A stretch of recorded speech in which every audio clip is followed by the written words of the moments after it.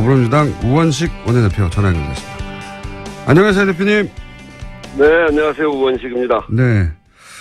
이미 좀 시간이 지났지만 후보 때 인터뷰하고 처음 하는 거니까 일단 원내대표 축하드리고요. 예. 네. 저 눈물을 보였다는데 눈물까지는 아니고요. 네. 좀 울컥한 겁니다. 예, 저도 영상으로 봤는데 눈물이라고 하기에는 그렇고 울컥하셨죠. 예. 네. 우선 어떤 내용이 결렬이 된 것이고 결렬이 된 이유는 뭔가요? 그 추경 문제인데요. 추가경정 예산 그 일자리 추경이죠. 그것에 관해서 자유한국당이 심의를 안 한다고 그래서 지금 이제 수차례 제가 여당 원내대표로 그 야당 원내대표의 방도 찾아가고 전화도 하고 한 달 동안 설득도 하고 설명도 하고 그래서 이제는 이제 국민의당과 바른당은 이제 심의에 들어가는데 이제 긍정적으로 이렇게 좀 바뀌어 있거든요. 예. 그래서 그 합의를 시도했던 건데 그 자유한국당은 이제 반대를 하고 있어서 심의까지는 아니고 그러면 국회에서 논의는 계속하자 이런 조항을 넣으려고 했는데 그 논의하는 것까지 자유한국당이 반대를 했죠. 그래서 합의에 이르지 못한 겁니다. 추경을 최소한 논의는 하자라고 했는데 네. 그것도 반대해서 안 됐다. 그렇군요. 그런데 이제 그 자리 직후에 네. 자유한국당이 이것은 정권교체 자체를 인정하지 않는 거다라고 말씀하셨는데 이게 어떤 의미입니까? 그러니까 이번 일자리 추경이라고 하는 건 어떤 의미가 있냐면요. 그 지난 겨울에 국정농단 사태로 국민들이 촛불을 들고 광화문으로 나가고 전국에서 들고 일어나지 않았습니까? 네. 그 국정농단 사태 촛불을 든 가장 기저에는 국민들의 삶입니다. 너무나 살기 어렵고 천만 비정규직 600만 그 자영업자들이 정말 심각하게 고통을 받고 우리 청년들이 일자리가 없어서 미래의 희망을 꿈꾸지 못하는 그런 정말 도탄에 빠진 국민들의 삶이 그런 속에서 국정농단이 일으키니까 분노해서 일어난 거거든요.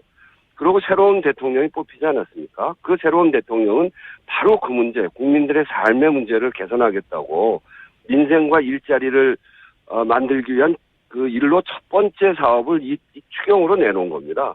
그 대통령은 본인을 일자리 대통령이라고 이렇게 규정하고 있고요. 1호 공약으로 그 일자리를 만드는 것을 내놓았고 이게 이 정권의 출발이거든요. 그런데 그거를 못하게 하는 것은 문재인 정권은 인정하지 않겠다. 문재인 정권을 출발시키지 못하게 하겠다. 이런 것이죠. 그래서 이거는 지난 국정농단 사태를 통해서 그 드러난 국민들의 민심, 정권 교체의 열망, 그리고 지금 이렇게 정권 교체가 된 것, 이런 전체를 부정하고 막아보겠다. 이런 것에 전 다름 아니다. 이렇게 생각을 합니다. 말씀은 잘 알겠는데 근데 울컥하신 이유는 뭡니까? 하나는 제가 4년 동안 을지로위원장을 하지 않았습니까? 네네. 을지로위원장은 정말 그 고통받는 을들, 말씀드렸던 비정규직, 자영업, 또 실업, 이렇게 해서 억울한 일 당한 사람들, 그분들을 찾아다니는 일이었는데, 그때 본 현장은 이게 정말 나라냐라고 할 만큼 이 국가가 제대로 역할을 못하고 아주 어려운 도탄에 빠져 있는 것이었습니다. 이 문제를 해결하는데 저는 그래서 바로 문재인 대통령께서 내놓은 일자리 추경이 매우 중요하고 그 시작이다 이렇게 생각하고 있는데 이거를 끝까지 막는 것도 너무나 안타까웠고 저희 그 여당 원내대표로서 정말 한 달이 넘는 기간 동안 그분들 찾아다니면서 입에 침이 마르도록 그 전화를 드렸고 그 문지방 그 야당 원내대표실 문지방이 닳도록 다니고 그리고 설득하고 또 때로는 저녁 때 술도 같이 한잔하면서 그 많은 얘기한 것을 결국은 거절당하니까 너무 화도 나고 그렇게 해서 어제 결국은 안 되니까 감정이 좀 이렇게 격해져서 그랬습니다. 설득하는 자세가 부족했다라고 야당은 말하는데 그게 아니라는 말씀입니까? 그거 더 어떻게 해야 되는지. 전에 여당이었던 분들은 저희 야당한테 그렇게 설득해 본 적 있습니까? 이게 사실은 저희가 여소야대이기도 하고 또 4당 교섭단체 체제이기 때문에 억울한 건 매우 어렵다는 건 제가 잘 압니다. 그 어려움을 넘어서 보려고 한 달을 저도 거의 잠도 설쳐가면서 아침부터 밤까지 전화드리고 찾아다니고 한 거를 너무나 잘 알지 않습니까? 그런데 어떻게 설득하는 게 부족했다고 그런 얘기를 할 수 있어요. 민주당 야당 시절에도 이 전신인 새누리당을 저지하고 괴롭히고 했지 않습니까? 그때랑 뭐가 다른 거죠? 이를테면 추경 같은 거 그거는 그 정권에서 꼭 해야 하고 어떤 면에서는 인생에 도움이 되는 것들이기도 하죠. 예산이라는 게 그런 면들이 다 있는 거니까. 박근혜 정권이 처음 들어서서 그 박근혜 정권 때 3번의 추경이 있었는데 저희들이 3번의 추경을 다 도왔습니다. 특히 첫 번째 추경은 그 정권의 성격과 다 있는 건데 제출한 지 5일 만에 상정해서 19일 만에 통과시켰습니다.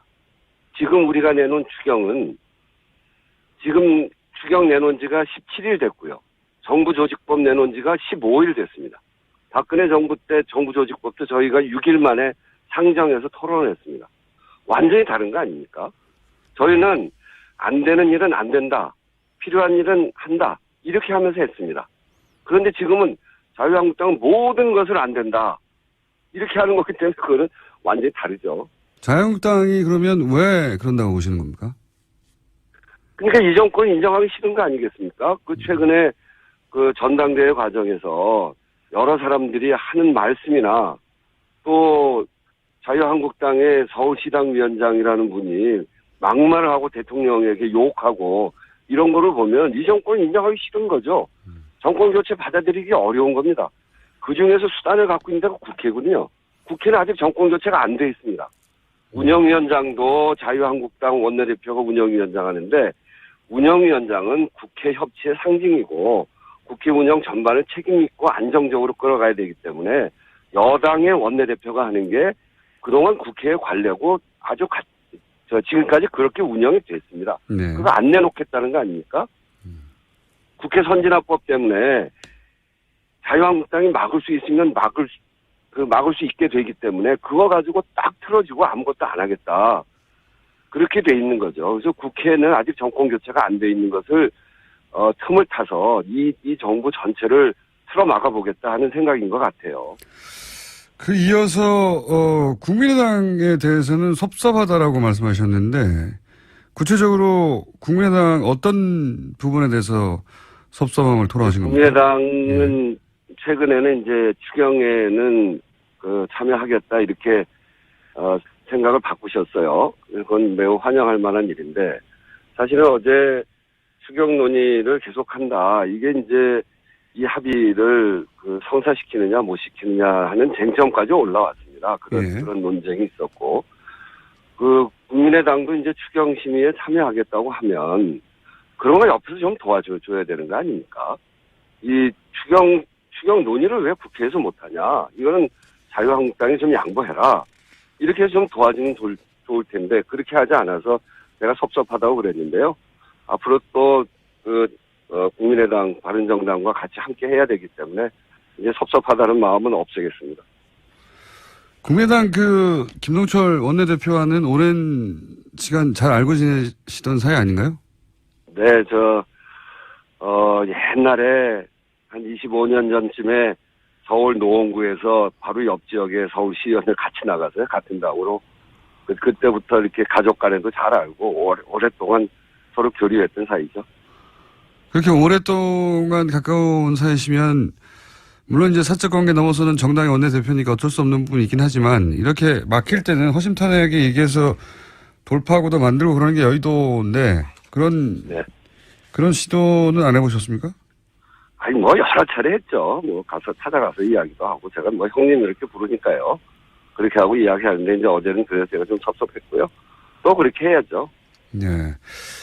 그런데 이제 인사 5대 원칙을 공약으로 내세웠던 거는 사실이고 또 그런 면에서 그 빌미를 여당이 먼저 제공한 게 아니냐. 네네. 이런 비판이 있지 않습니까? 그래서 이제 발목을 잡는다고 하는데 발목을 내준 게 아니냐 이거죠. 그래서 이제 대통령께서도 이 부분에 관해서 그렇게 이야기하셨죠. 준비 과정, 그러니까 인수위 등의 인선 검증 이런 준비 과정을 거칠 여유가 없었던 데서 비롯된 점이다. 그래서 이 점에 대해서는 야당 의원들과 국민들께 양해를 당부드린다. 이렇게 이야기를 하셨었거든요. 그러고 비서실장도 나와서 그런 이야기를 했고요. 그리고 최근에는 대통령의 인사검증 시스템 개선을 지시해서 인사추천위원회를 가동을 최근에 시작을 했죠. 그래서 그런 것들을 봐가면서 야당에서 이런 노력에 대해서 좀 인정해 주셨으면 좋겠어요. 좀 그 부족한 점이 있는 거는 또 맞기도 하고요. 그래서 그 중간에 자진 사퇴하신 분도 생겨난 것도 맞는 이야기죠.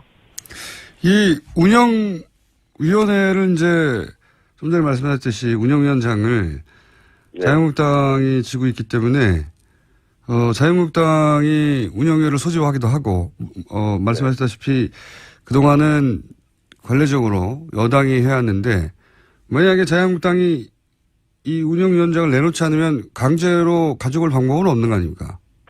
네, 강제로 가져올 방법은 없습니다. 그러면 계속해서 자유한국당이 운영위원장을 하는 겁니까? 앞으로 1년 더 남았거든요. 예. 1년 동안 운영위원장을 하는 건데, 이 부분은 자유한국당에서도 좀, 국민 여론도 생각하고 또 원만한 국회 운영을 위해서 그동안 국회가 그런 관례를 쌓아왔고 또 국회가 생긴 이래로 다 이 운영위원장은 그 집권 여당에서 한다는 건 너무나 잘 알고 계시기 때문에 이런 부분에 대해서는 조금 더 상식적으로 그렇게 생각해 주셨으면 좋겠어요. 정권 교체를 인정하지 않는다. 달라는 것도 아니고 거기에 상응하는 다른 위원회 이런 걸 또 저희들이 돌려드릴 생각이 있으니까요. 정권 교체를 인정하지 않는다는 것도 그런 요런 사안을 보고도 말씀하시는 거군요. 네. 네, 그렇습니다. 예, 정권 교체가 되면 늦어도 한두 달 이내에 운영위원장이 넘어갔었죠. 네. 그렇죠. 지금까지 한 번도 그러지 않았던 적이 없습니다. 단 2번 이제 정권이 바뀌어서 야당 원내대표가 한 적이 있는데요. 예. 그거는 정권 바뀌고 잠깐 남은 기간 2달, 3달. 그렇죠. 그건 예. 어차피 이제 끝나는 기간이니까 그 기간 동안 별로 할 일도 없고요. 그래서 그러고 넘어가서 이제 바뀌고 그랬는데 이번에 1년씩 남았기 때문에 사정이 완전히 다르거든요. 그러니까요. 앞으로 1년 정도는 과거에 여당이 해왔듯이 적어도 국회에서는 계속 하겠다는 의지인 것 같습니다. 자유한국당에서는. 네, 그런 것 같습니다.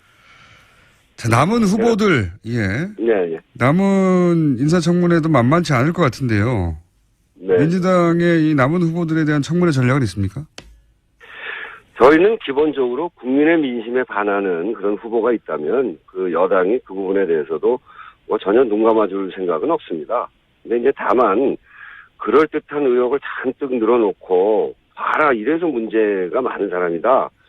그리고 사퇴시켜라 이런 주장에는 기본적으로 동의하지 않습니다. 이를테면 김상곤 후보자처럼 처음부터 낙마시킬 목적으로 사상이 이상하다는지 대학에서 표절이 아니라고 판정했는데도 무조건 표절이 맞다고 한다는 등 이런 점들에 있어서는 저희들은 분명하게 대응을 해 나갈 것이고요.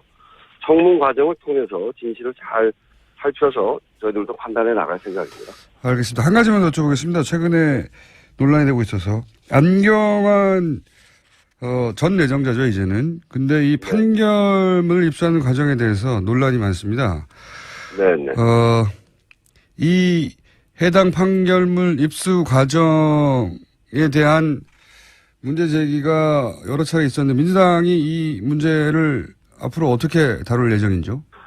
판결문이 2가지 버전이 있습니다. 하나는 이게 이제 이 민사 재판의 경우에 개인의 아주 상당히 중요한 프라이버시 문제가 있지 않습니까? 그래서 이 판결문이 나올 때는 이름을 가리고 또 개인 프라이버시, 또 개인 정보와 관련된 부분 지우고 나오는 것이 그게 맞는 건데 그것이 그대로 다 공개된 버전이 또 있어요. 네.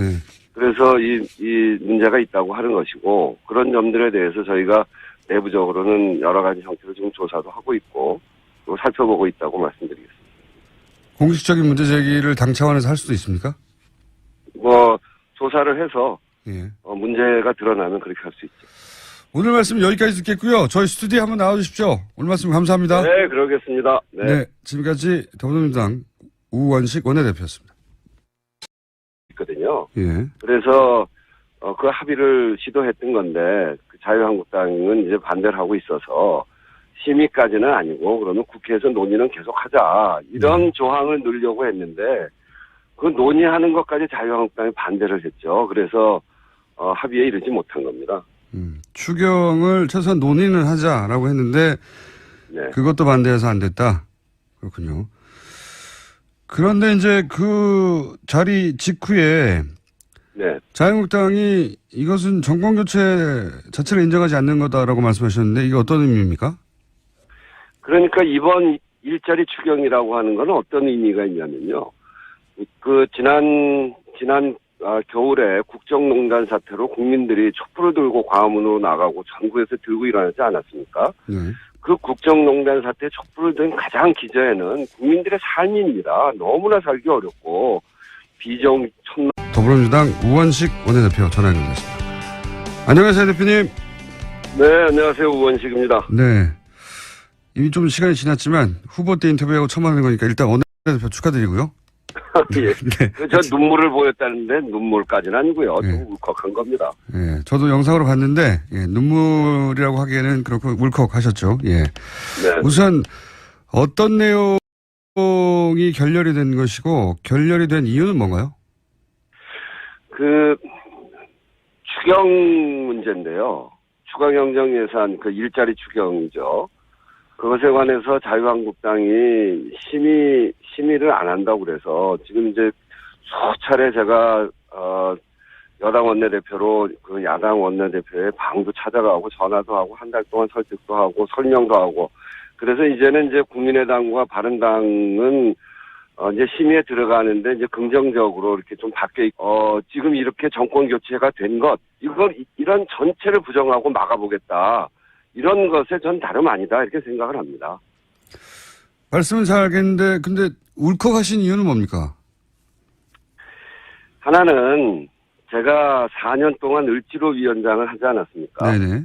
을지로위원장은 정말 그 고통받는 을들 말씀드렸던 비정규직, 자영업, 또 실업 뭐 이렇게 해서 억울한 일 당한 사람들 그분들을 찾아다니는 일이었는데 그때 본 현장은 이게 정말 나라냐라고 할 만큼 이 국가가 제대로 역할을 못하고 아주 어려운 도탄에 빠져 있는 것이었습니다.